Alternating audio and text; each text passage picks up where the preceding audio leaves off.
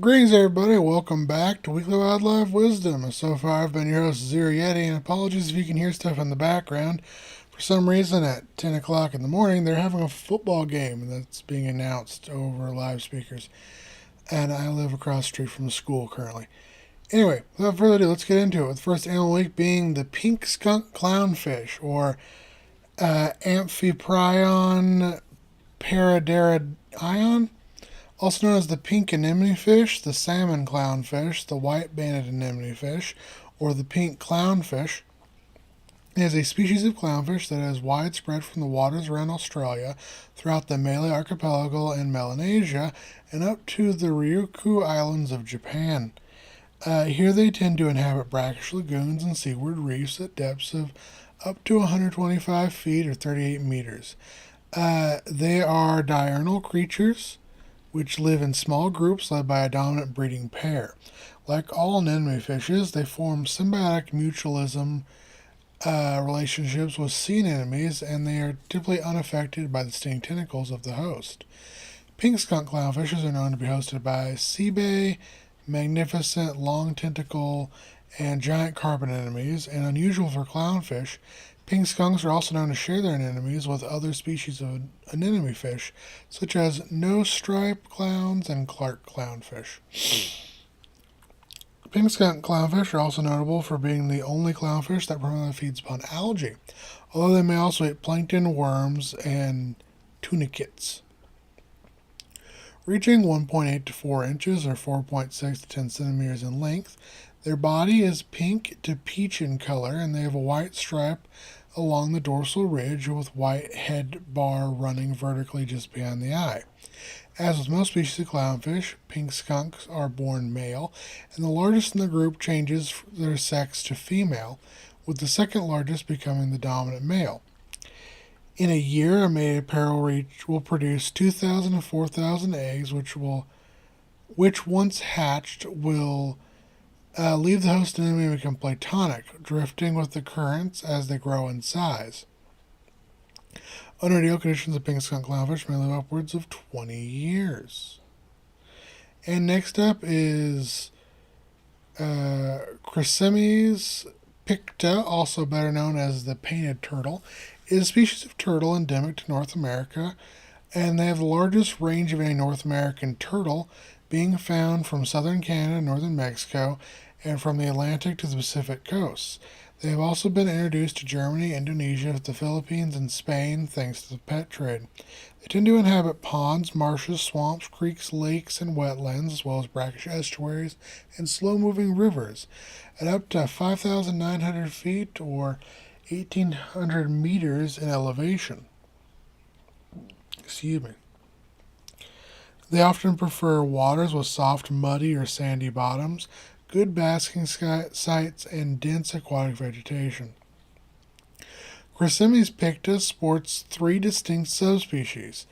The eastern painted turtle, which dwells in the Atlantic coast to the Appalachians, the midland painted turtle, which dwells from the Appalachian Mountains west to the Mississippi River, with a particular abundance around the Great Lakes, and the western painted turtle, which dwells from the Mississippi River to the Pacific coast. The southern painted turtle, which lives from the Tennessee River south to the Gulf of Mexico, is actually its own distinct species. Painted turtles are a diurnal and moderately social species, which is known to swim, rest, and bask in groups of up to 50 individuals. Omnivorous species, their diet typically consists of leaves, algae, fish, crustaceans, aquatic insects, and carrion. Painted turtles are themselves eaten by alligators, ospreys, crows, herons, red-shouldered hawks, bald eagles, bears, snapping turtles, otters, and especially raccoons. During winter, painted turtles hibernate by burying themselves up to 3 feet or 1 meter down, either in the bottom of a body of water or in the shore bank, in the burrow of another animal, or in the surrounding woods and pastures. When hibernating, these turtles do not breathe, instead get oxygen solely through their skin. These turtles reach around 5 to 10 inches or 13 to 25 centimeters in length, and around 10 to 18 ounces or 300 to 500 grams in weight, with males typically reaching smaller sizes than females. They have long, oval-shaped, smooth shells with little grooves where the large scale-like plates overlap. They are flat-bottomed. The carapace varies from olive to black, while the plastron is often yellow to red sometimes, with dark markings in the center. Similar to the top of the shell,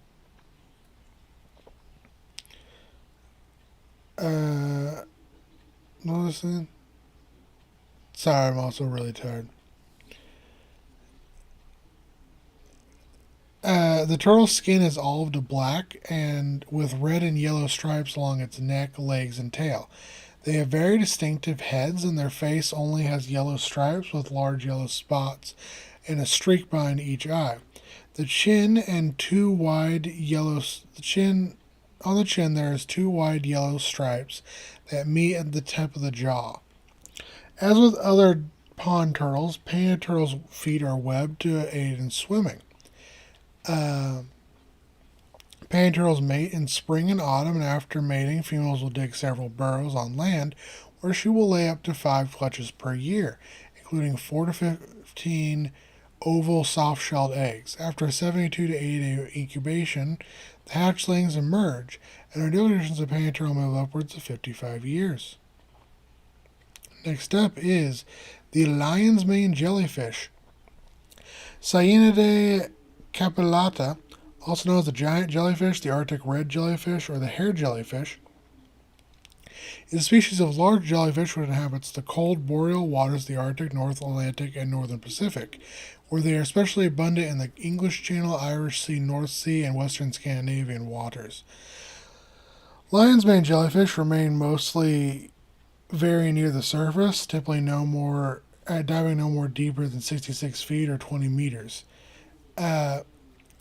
Their slow pulsations weakly drive them forward, so they depend on ocean currents to travel great distances. These jellyfish are most often spotted during the late summer and autumn when they have grown to the large size and the currents begin to sweep them towards shore. Unlike most pelagic jellyfish, they are completely solitary and rarely travel in groups. Lion's mane jellyfish uses its stinging tentacles to capture, pull in, and eat prey such as fish, zooplankton, sea creatures, and smaller jellyfish.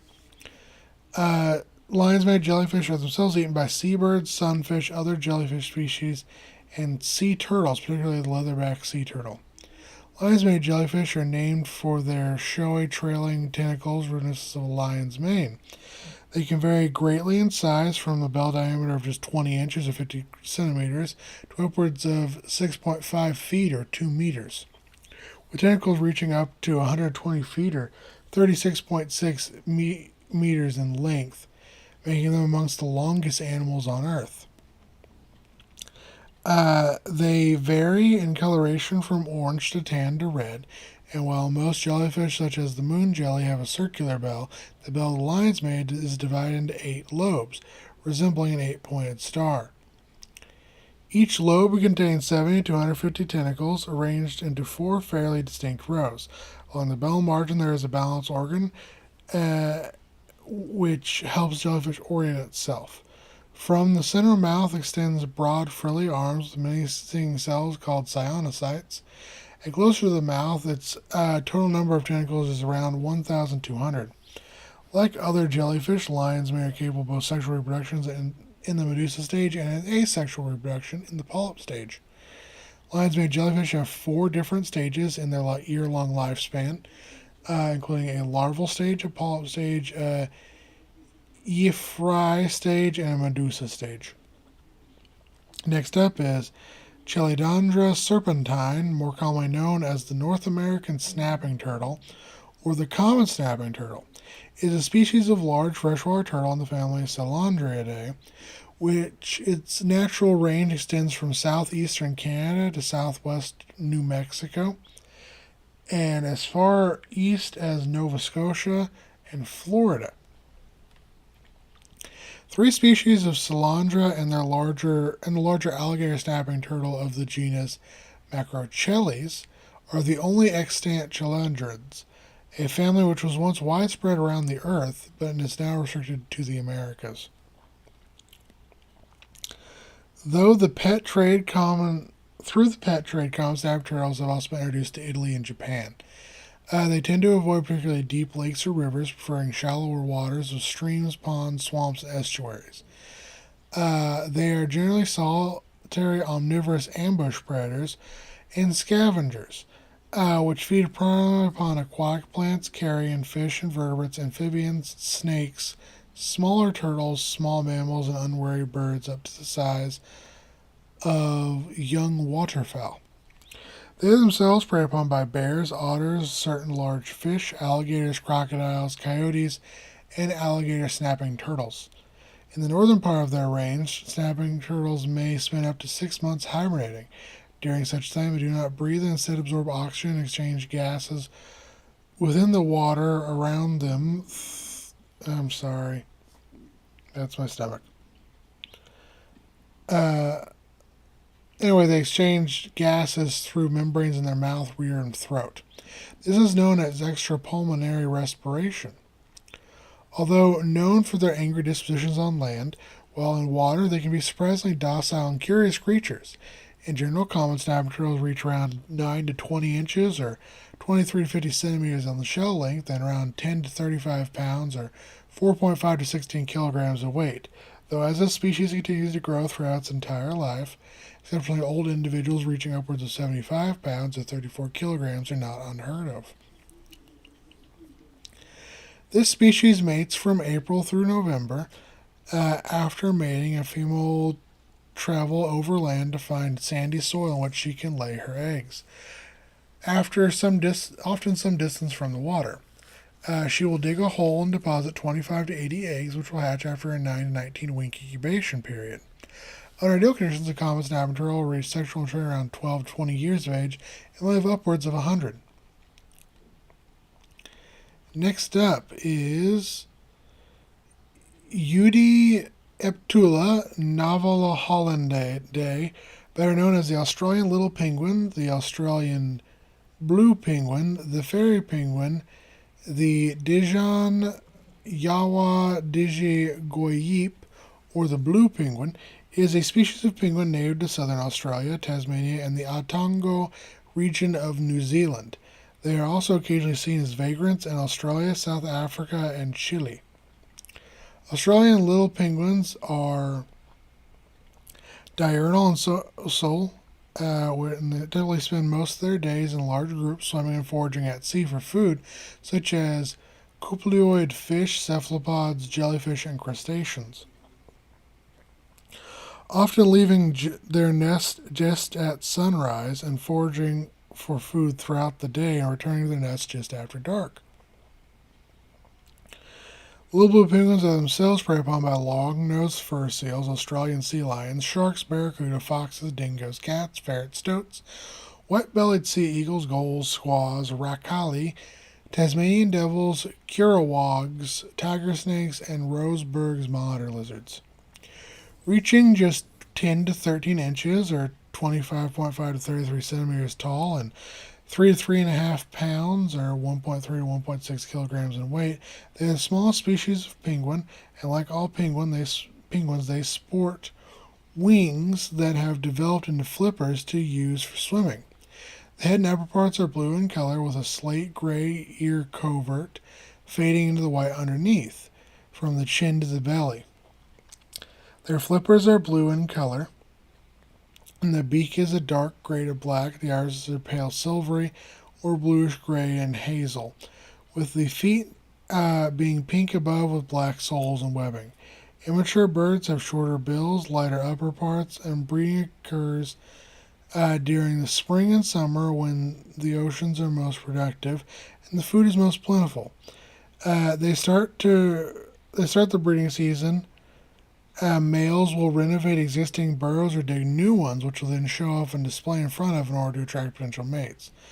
Australian little blue penguins remain faithful to their partner during the breeding season and while hatching chicks and raising young. However, they may swap partners between years. A female lays 1 to 3 lightly molted brown eggs. However, it may swap partners.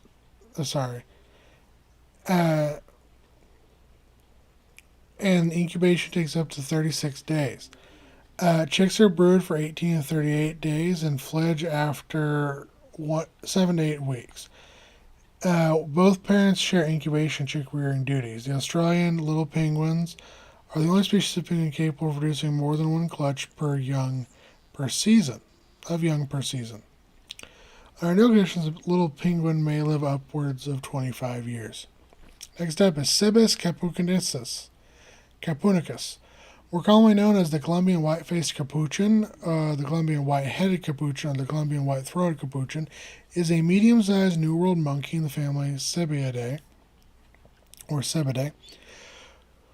which is native to the tropical evergreen and dry deciduous forests of Panama, Colombia, and Ecuador. They are a diurnal and primarily arboreal social primate which lives in tight-knit, often closely related troops of up to 48 monkeys.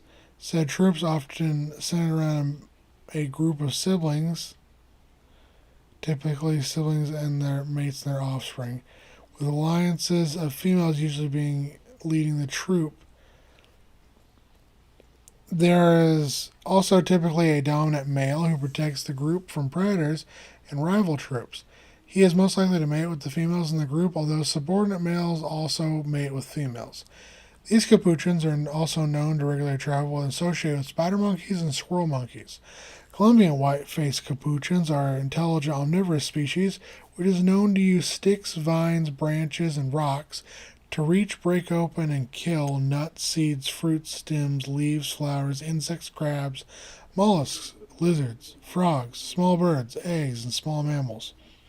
White-faced capuchins reach around 13 to 18 inches, or 33 to 45 centimeters in body length, with a 14 to 22 inch, or 35 to 55 centimeter long prehensile tail. The weight between 3.3 and 8.8 pounds, with males being larger and heavier than females. Excuse me. Like with the monkeys in the genus Cebus, the Colombian white-faced capuchin is named after the order of capuchin friars because of the cowls that these friars wear closely resembles the monkey's head coloration. The coloration is black on the body, tails, legs, and top of the head, and the white chest, throat, face, and shoulders, and upper arms. Mating may occur year-round. After a 160-day pregnancy, female will give birth to a single infant, which she will look after closely for around 4 weeks of its life. When it is between 1 and 3 months old, she will then share the job of caring for the infant with other members of the community who often assist in feeding and protecting the offspring. This is known as alloparenting, and male capuchins will leave their natal troop around 4 years old to search for an unrelated troop, while females will stay with their natal troop. Under no conditions, a Colombian white-faced capuchin may live upwards of 50 years. Next up is Thylacoleo, commonly referred to as the marsupial lion or marsupial leopard, is a distinct genus of carnivorous marsupial that lived in Australia from the Pliocene to late Pleistocene, approximately 5 million to 45,000 to even as recently as 35,000 years ago. The first remains, known to belong to Thylacoleo, consisting of a partial skull, were collected from Lake Collingulak in 1843 by pastoralist William Adney. This and other fossil specimens would be given to Richard Owens, who in 1859 would use them to erect the genus Thylacoleo. Today, 3 species are recognized: T. carnifex, T. crescentitatus, and T. hilli. The colloquial name marsupial lion alludes to the superficial resemblance to the placental lion and its ecological niche as a large predator. Contrary to its common name, Thylacoleo is not closely related to any large cat, let alone a modern lion. Instead, Thylacoleo is classified in the order Diprotodontia, along with many other well-known marsupials such as kangaroos, possums, and wallabies, with close living relatives being wombats and koalas. Interesting enough, there's a cryptid in Australia called the drop bear, which may have some roots in Thylacoleo.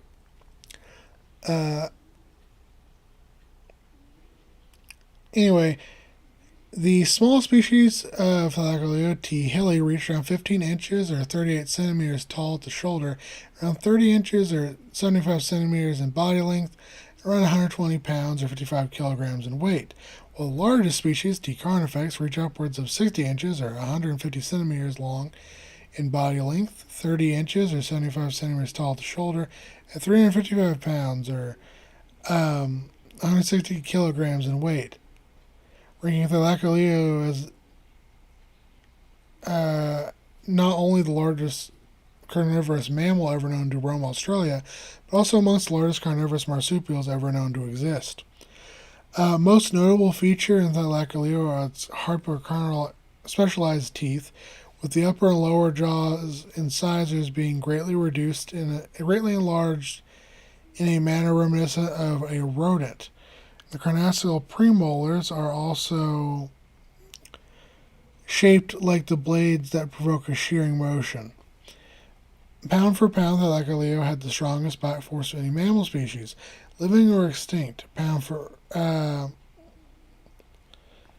it would have been more than though it would and it would have been more than capable of hunting large prey that was oftentimes many times order magnitudes of larger than itself, such as short-faced kangaroos, diprotodons, dromornids, and many of the giant reptiles in the Ice Age outback.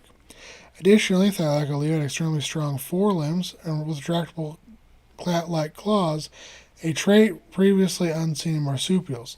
Thylacoleo possessed an enormous amount of hooked claws set in large semi-opposable thumbs, which were also processed. Thylacoleo also possessed enormous hooked claws set on very large opposable thumbs, which were used to capture and disembowel prey, and were also used and extremely adept in climbing. It's been hypothesized that Thylacoleo may have dragged its kills up into steep rock faces or in tall trees in a manner similar to modern leopards, which in many ways may have been a modern analog for this marsupial killer. As always, take care of my guys, gals, non-binary pals. Apologies for talking in circles. Have a wonderful day.